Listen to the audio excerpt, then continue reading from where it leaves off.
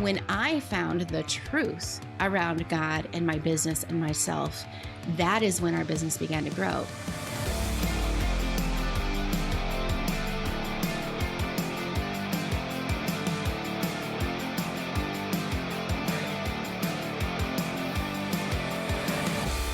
All right. Well, hey, friends, welcome back to The Christian Podcaster. My name is Eric Nevins, as always, and this is the show where we are really helping you as a Christian podcaster develop your podcast in case you want to turn into something more. Maybe you want to get more reach, you want to reach more people with the message that God's given you. That's what we do here.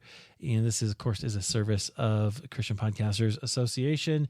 If you're not in that group, go check it out on Facebook and or just go to ChristianPodcastersAssociation.com. We will be there as well. All right, friends, I'm excited to bring you this conversation because I know that it's going to be great. One of my favorite people. She's always doing something interesting for sure.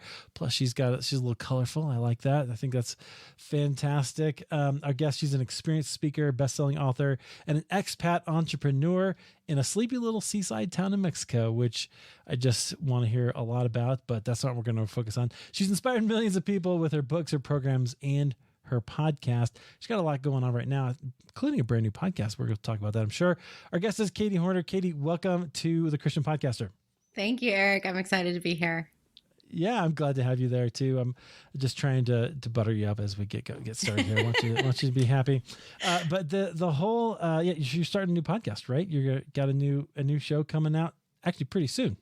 Yes. As we're recording this, it's coming out this week. I was working on that right before this call, the Flamingo Fantastic. Advantage podcast.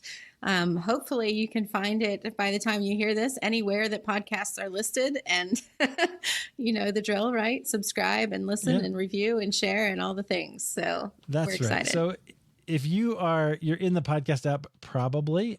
So go ahead, flip over, and by the time you're listening to this, you should be able to pick that up and give it a listen. What are people going to find there, Katie? What's the Flamingo Advantage about? The Flamingo Advantage podcast takes a look at our unique framework that we've put together for helping Christians who own businesses be able to up-level their marketing and their client experience by leveraging the uniqueness that they bring to their business. And so there'll be some solo shows, there'll be some guests on there, and we'll get to dive into some ways to uniquely leverage your different uniquenesses in both marketing and the way that you serve your people. I love this emphasis. We're going to talk about that a little bit more in a moment on what you bring that's unique, right, to your business. Because I love that. I tell podcasters, we talk about that all the time. So that's something I definitely want to talk to you about. But I want to just do a little bit of your story because I know that getting to the sleepy little Mexican town was a bit of a journey for you, and going from what you were doing before to this was also I was going to say a heck of a journey. Are we allowed to say heck in the Christian? But yeah, we are. It's my show. It's okay. So it was a heck of a journey, and it was really fascinating. So I want to hear that from you. Give me just a little bit about the short version of kind of those two stories. So the short version is my husband and I moved our family to Mexico about 16 years ago. And prior to that, we spent 2 years raising our own funding. So we went around church to church, organization to organization, asked people to pledge money to support the ministry work that we were coming to do in Mexico. Originally with a Bible college, then God called us to a different part of Mexico to work with a children's home. And through a series of events, and you know how us humans sometimes are not always as frank with folks and upfront about things, we realized that we'd kind of been brought in under false pretenses to this ministry, and they really didn't want us to continue as leaders. The national leadership was not accepting of outside leadership going forward. And so the American missionary was like, well, you've got to go. And we're like, go where? And do what? Like, we just left a ministry to come here. We just went through a whole bunch of junk and ministry changes, as often happens, to get over here. We had to, move our family. We came with the last, 15 suitcases to our name and 3 small children. What do you mean we're not welcome here anymore? And it was really a moment of stretching for us, to put it lightly. It was one of those trust moments where you feel like you're standing on a glass platform that all of a sudden like bottoms out, and your stomach kind of goes up in your throat and you're like, big gulp, God, what do we do now? What are we supposed to be seeing here? And we knew, number one, that it was God who'd brought us to this area of Mexico, not a human. And therefore, God's reasons had to be bigger than the human reason. And so we started asking, what are we supposed to be seeing? What does this make possible now? What are we supposed to do? And obviously, as is the case when you change ministries or stop doing a certain ministry, you often lose a lot of that funding, which was our case as well. And so we were a young family in Mexico with no savings, with no credit card, no work visa. Like, we were here on ministry visa and not enough money coming in to even know what was possible for the next month. And the Lord said, start a business. And we're like, what? Start a business. And so we did. And we started looking around. My education background allowed us to start a business. We pioneered what became the first ever literature-based homeschool curriculum for the Spanish-speaking world. And we ran that for the next 10 to 12 years and provided a elementary homeschool curriculum for the Spanish speakers, provided the first ever online trainings for Spanish-speaking home educators. And still mentor in that space. But a few years into that, then we took what we had learned by fire and by trial and error in growing a business and began coaching Christian entrepreneurs in how to grow their own business. And so that is the big part of what we get to do today, is to be able to help our clients who are Christians, have a personal faith, be able to grow their business and see their marketplaces as mission fields, because our ministry has expanded 100 times over now what it was when we had a little local ministry in Mexico. Now that we're online, now that we're reaching others around the world who have an impact of their own, those ministry doors have just incredibly open to us, to where we have more ministry now than we ever dreamed we could have in just a local ministry. And we've also had to overcome a lot more of the limiting beliefs than we thought we ever would have to in growing that business and in helping our people grow theirs. But it's a journey that I do not regret. There are parts of it I wouldn't want to repeat or wish on anyone else, but I'm extremely grateful for where the Lord has us today. Well, give me an example of a limiting belief or two that you've had to overcome. You can't charge that. You're a Christian, you're in ministry, you shouldn't be selling anything. You should be trusting God to provide. What are you doing building a business? Should I go on? Yes, Katie, you're talking my language right here. Okay. I love that, because I think, first, you're not alone, right? You're just not alone. Like, these are the messages that we get. I know some of your background, because you were on Halfway There a couple of years ago now. Can you believe that's been a couple of years ago now? So guys, you can go find that if you want. But it can be, we get all these messages, particularly about money, right? And particularly about business. I had this idea that only if I did something, quote, for the Lord, right? Or in ministry, or if I'm poor, then for some reason that is a little more pious and spiritual. I'm not St. Francis. Like, why do I think that? But those are messages that we get, and we kind of live with them, and you actually have to grow past them, don't you? Well, you have to go back to the truth, because a lot of those messages that you say we get, we have been taught or we have absorbed from our community. And we've never really stopped to consider whether or not it is truth. We've just taken it as if it was. And so a lot of what we had to learn to do, and when I say we, it's my husband and I in business together, a lot of what we had to learn to do, and what I am privileged now to guide my clients through, is going back to truth and saying, what does God say about you and your value and the gifts that he's given you? What does he say about this business that he's put in your hands to steward? What does he say about money? Using it as a tool to grow. What does he say about wealth and profit, right? And I am not one to preach a prosperity gospel, but I absolutely believe that if you are doing what God called you to do, and it involves business, that can bring prosperity, both a prosperity of the soul and a prosperity because God always provides for what he calls you to do. Is it because you come from that background that you're passionate about helping Christians do that? Or where does that come from? My initial thought in starting the coaching business was, I've learned to do this. I can save other people the headache and the hassle. Let me save you time. Let me save you money. I've already invested and put the time in to learn from my mistakes. We can do this faster so that you can go out and impact others in the way that you were created to, right? And so my desire was to help them be able to better and more quickly impact greater numbers of people through the thing that God had gifted them to do. And so a lot of my clients are in all different niches. But what I realized was the people who resonated with me were the people who came from the same kind of background I had. The people who had come from very conservative circles and were now trying to do business, the people who had been in ministry and were now trying to do business, the people who had very, very Christian, conservative beliefs growing up and in their background, because we have been taught so much that this is the way without going back to say this is the truth. And when I found the truth around God and my business and myself, that is when our business began to grow. And so, I don't sell mindset and self-development necessarily, but it is a through line of everything that I do, because I don't believe that if you're a believer, I don't believe you can separate who you are and what you believe from what you've been given to do on a day-to-day basis. And, the Flamingo is an example of that. Our Flamingo branding, the Flamingo Advantage podcast, right? The Flamingo is something that the Lord sort of dropped in our laps. I call it my accidental branding, but we went out and saw flamingos in the wild one day as a family, and it just kept coming to me, all these different lessons and learning more about this crazy, unique bird. And I was like, business owners are like that, right? And so, for instance, a flamingo is pink all the way through. Their flesh is pink, their blood is pink, their tissues are pink, their feathers are pink. Like everything in them from the inside out is pink. It's the color that they are. And it's not like they can decide to be pink over here when they're doing this activity and not pink over there, right? What they are in the inside comes out, and that's who they are no matter where they are, what they're doing.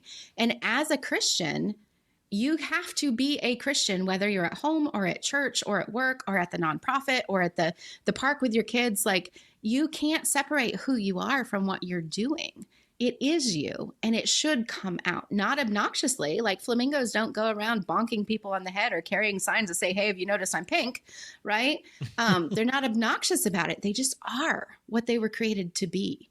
And it's so important for us, especially as believers in a secular marketplace, to have a confidence in who I am and who God created me to be, to have a confidence and a pride in the gifts that He gave me so that I can help you be all you were created to do and be. And that is what gets me so passionate about this, is that I see the impact it can make when people step up into that confidence of knowing and walking in the truth. Yes, and amen. Katie, this is why I wanted to have you on the show, because I deeply believe that our privilege is to bring the gospel to bear wherever we are, right?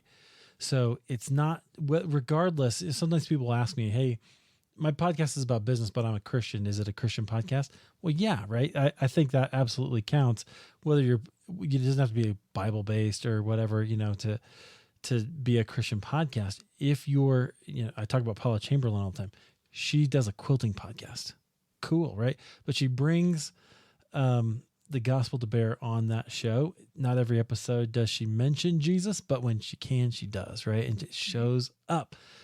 And that's what I love about the opportunity that we have, whether it's as Christian entrepreneurs or as Christian podcasters, whether you want your show to become your business, your ministry or not. If you have a podcast, you have that chance. Mm-hmm. I think it's really, really powerful.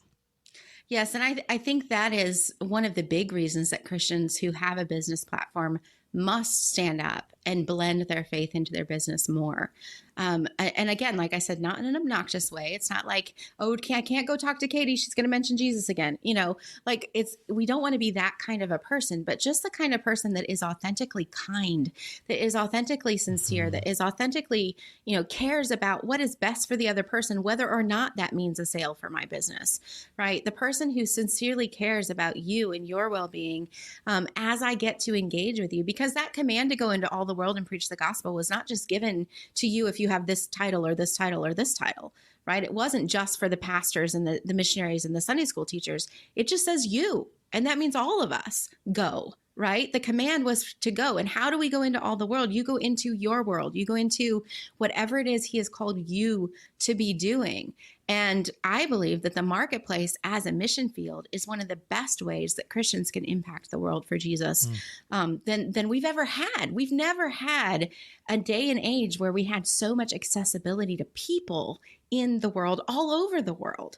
And there are people that you meet in secular marketplaces and secular business events and just the interactions that you are able to have in a business situation who would never give a second thought to walking into a church building or to open a door to someone if they're standing outside with a tract in their hand, right?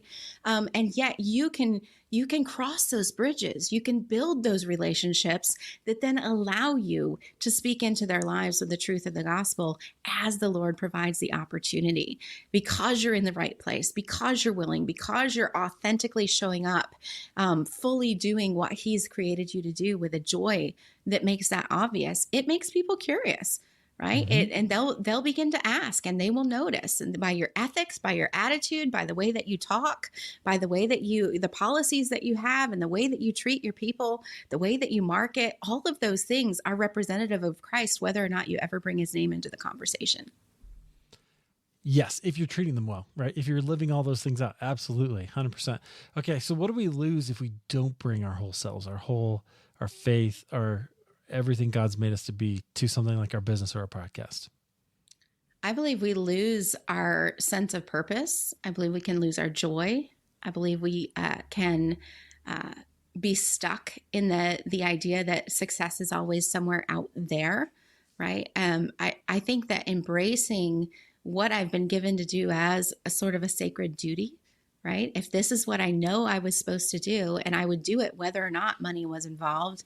So therefore, let me do it and let God take care of the money, right? That brings a certain joy there that lets me know I'm doing today what God wants me to do, which, I mean, you have to define success for yourself. But in my book, it's having enough to be able to live and give as God directs on a daily basis. That's not a when I reach 5 million in my bank account, or when I take 5 vacations a year, or when I have 3 cars in my garage kind of definition, right? But you have to define that for yourself. And when you can walk in the truth that I'm doing what I was created to do, and this is my best worship. This is the best way I can honor my God, by showing up and doing this for the people that I've been called to serve through this business.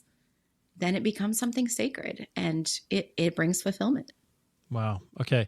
So let me just apply that to podcasting, because this is the Christian Podcaster. What if your podcast, as you create it, whether you're interviewing or you're creating your own content to share with people, what if that is a holy moment for you, right? What if that is an act of worship and sharing, maybe even some intimacy with the Lord as you create it, because he is directing you? See, these are the kind of kingdom ideas that we have to just adopt. And I think they come slowly sometimes for some of us, but boy, when you get it, it's kind of game changing, isn't it? Yes, absolutely. Because, I believe and I teach that God owns my business, right? My name is on the thing as 51% owner kind of thing. It's a woman-owned business legally in the United States. But God is the owner, and my husband and I both see it that way. We are the CEOs and the marketing executives, or whatever you want to call it, that get to steward this business for God. And so then every interaction, every marketing strategy that we put into place, every piece of content, including our podcast that we put out there, then becomes a tool in the hand of God to do through our business what he wants to do. And so just like if I had a human boss over here that I had to answer to and talk to and find out what he wanted and what the goals are, I have to have that kind of conversation relationship with God to know what he wants for this business that he's given me to steward. Who does he want to guest? What does he want us to do with the money? Not just 10% of the money, but with all of the money that is a resource in our hands to grow this work that he's allowing us to steward, right? It's a totally different conversation, a totally different mindset, and a totally different confidence for the business owner who can step into that. Oh yeah. For some reason, the parable of the talents is coming to mind, right? The owner gives a certain number of talents to 3 different people, and the good ones were the ones who went and invested it, and they made different amounts, but the bad one was somebody who stuffed it and just hit it. But they did that because they knew what God wanted them to do, or what their owner wanted them to do, right? So we could probably apply that for a long time and figure it out. People have done that a lot of ways over the millennia. Okay, so I want to ask you this question. So, because I know that part of what you do is kind of creating like offers for people, right? As part of or helping them figure that out. So I tell podcasters a lot that your show makes a promise to your audience, right? So what needs to be in your title, needs to be in the episode, needs to actually kind of be clear what people are going to get out of it. So how does a podcast kind of fit with that for changing lives? And how do you talk about that for, in Christian businesses? Well, if you have a business that your podcast supports, if you have a ministry or a nonprofit that the podcast supports, then there is a goal. There's an ultimate goal. Like you're not just you may say you're doing it for visibility. You may say you're doing it for marketing. You may say you're doing it for lead generation. But ultimately, the purpose of doing all of that is to get them to the next step, right? What's the next step? What action do you want them to take with your business or your organization after the fact? And if you have no after the fact right now, you still need to be asking that question. Like, what's the purpose of this? What's the action I want them to take when they're done with me? Because otherwise, we're just tickling ears. And we know what the scripture says about that, right? And so we have to start with the end in mind, with that what action do I want them to take in the business? Who are the right people for this level? And then I reverse engineer it. What do they need here in my services? What do they need before that? What do they need in the podcast? What do they need in the marketing of the podcast in order to take that next right step and keep climbing up into the next opportunity for God to help them get what they need through my business? And so with your podcast, then that's part of how you create this offer, and your marketing messaging is not just around this step. You've got to be looking at the bigger picture and where are you taking them up here? And there's different reasons that you would have your podcast in that set of actions in there. You might be nurturing people who are new to you. You might be trying to gain trust with a cold audience. You might be using it to make an offer into what you're doing. There's lots of different things, but you've got to be clear on that. There is no right or wrong, by the way. Just clear on that thing so that you know what that next step is and where your podcast and your different episodes fit in that whole entire relationship journey, because you're creating a relationship, you're creating an experience from your people from day one. When they see the CPA podcast cover, like, you have started to create an experience. They're having a response to what they are seeing, they're having a response to the colors and to the typography. They're having a response to that very first podcast ad, the very first intro audio that they hear, the content, the calls to action, the show notes even, right? All of that is part of the experience that they're having based on their love languages, their learning styles, their specific needs and fears in the moment, that's going to move or not move them into that next action that you want them to take. Yeah, absolutely. And here's the thing I would say, friends. If you may not have thought about all of those things, right? Because what I hear when you're saying that is, let's be really strategic, right? Let's think about all those things and think about how people are going to respond to that. I don't always do that well, but what I will do well is show up consistently, right? And tweak as we go. And if you're willing to, my coach calls it versioning, right? So if you're willing to do version 1 and then do version 2 and then do version 3, my podcast today is exponentially better today than it was 6.5 years ago when I launched it, and it's grown incrementally. So you can do that one piece at a time, right? Yes, absolutely. Because if you never get started, you're never going to help anybody. Right. And so That's right. My dad always said, if something is worth doing, it's worth doing poorly until you can do it better. Right. Amen. So you get started, you keep doing, and then you iterate as you go. This is how we work for mastery, by practicing things. Right. And so we do want to do it with intention. We do want to strive for excellence, because that gives God a good name. And there's still room for improvement all along the way. Amen. Okay, so I want to ask this question. I mentioned it kind of earlier. A lot of us want our shows to become something bigger, right? More than just a podcasting hobby. We'd like to have a podcast that provides for our needs and or a ministry or business underneath that. So what advice would you give to somebody who's in that situation and maybe they've already started their show, but they're looking down, they go, how do I grow from here? What would you tell them? Well, I think there's two questions in there. One is growing the numbers of listens and downloads, right? And the other would be growing revenue. And so depending on which way you want to go, the two are not always tied together. Right. If you want to, I believe that if you want to grow in listens and in downloads and awareness, that collaboration is huge. Being on shows like this where you can promote one another's shows, because podcast listeners listen to podcasts, right?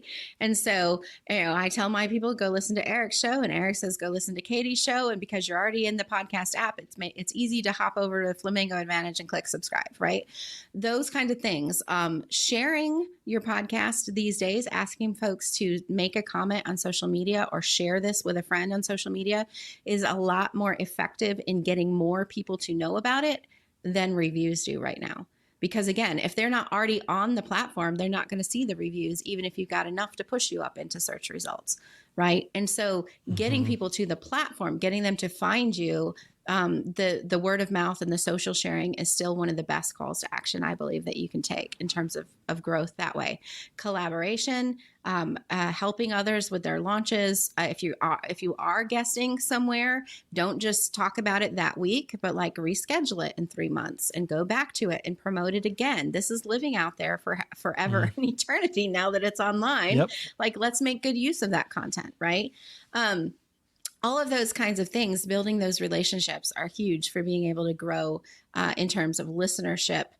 You could also run ads if you've got that kind of tool at your disposal, right? Yep. So there's nothing wrong with putting some money behind it and trying to go and gather some new folks. But I think the biggest thing is people who are already listeners who love it and will share it with other people. And then in terms of revenue, like there's all kinds of creative ways that you could think about with revenue. Do you have a book you can sell? Do you have a membership that you can sell like you do here with the CPA membership?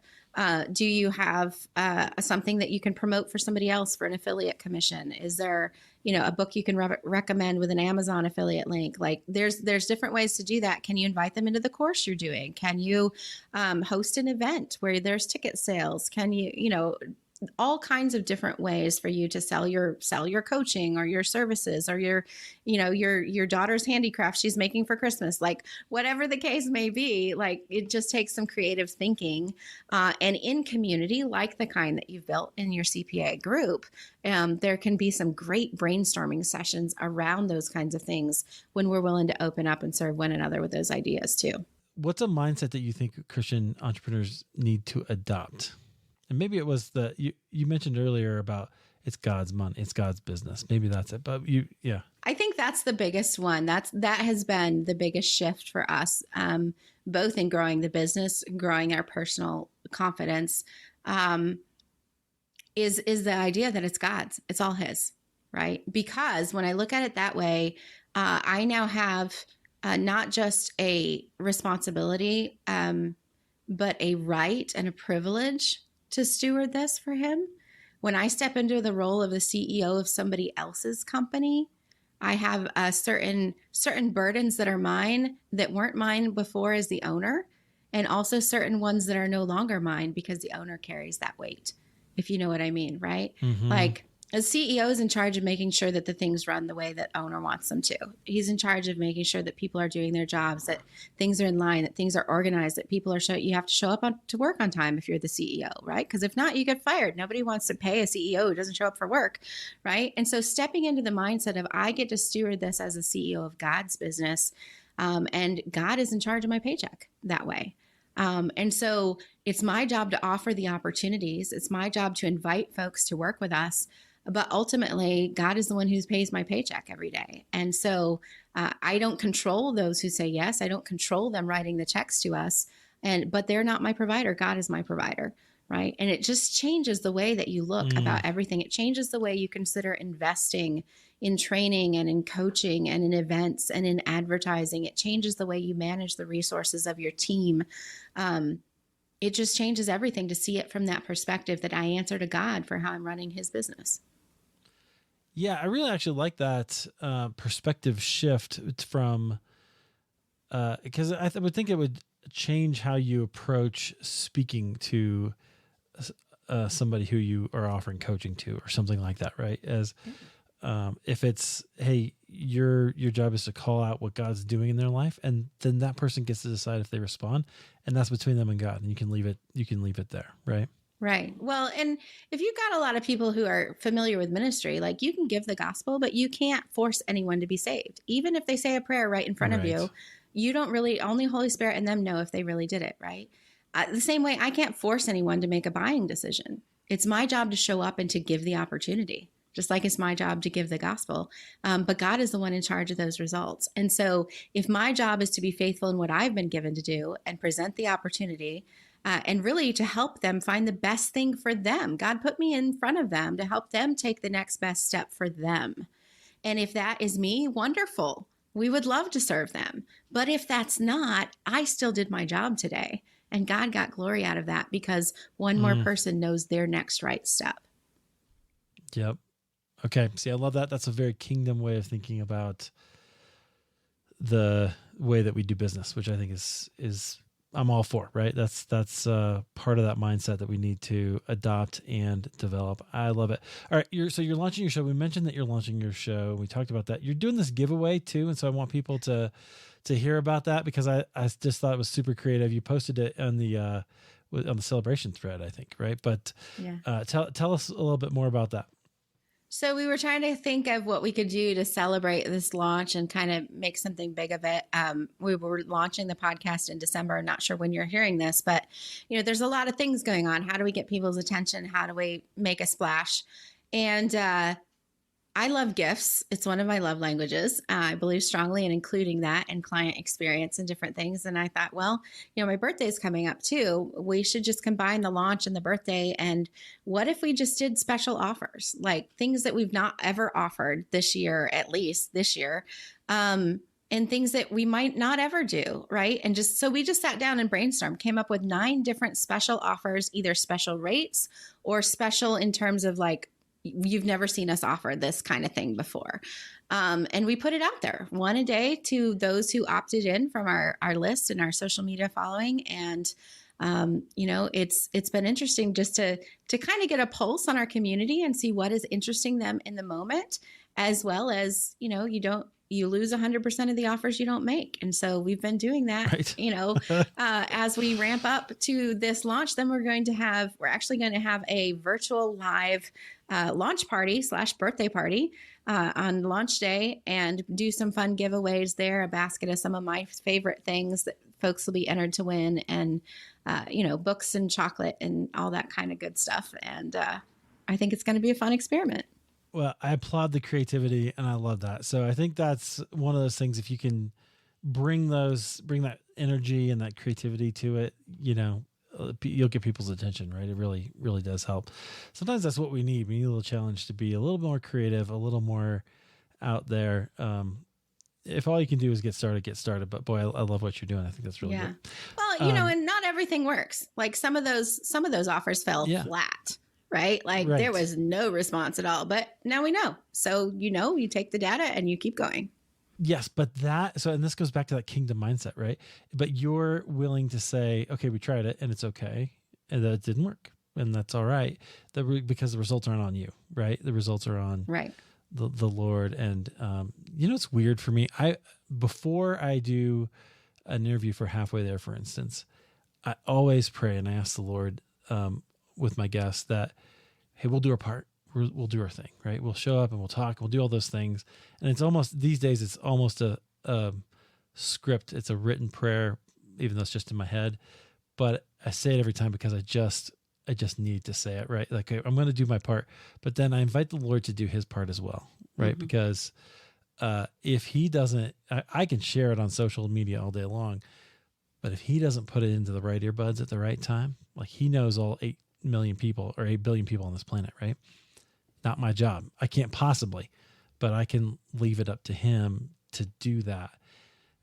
And that's, I think, that kind of perspective that we have to have. The results get to be his, whether it's a podcast or a business, but the responsibility to show up is ours. Yes. I can only control what I can control. And I can absolutely control how faithfully I do that. But then I've got to recognize that he controls the results. Katie, bring in the fire. I love it. Okay. Thank you very much. I think that is fantastic. So friends, you can go to theflamingoadvantage.com, right? And I think you even have a giveaway.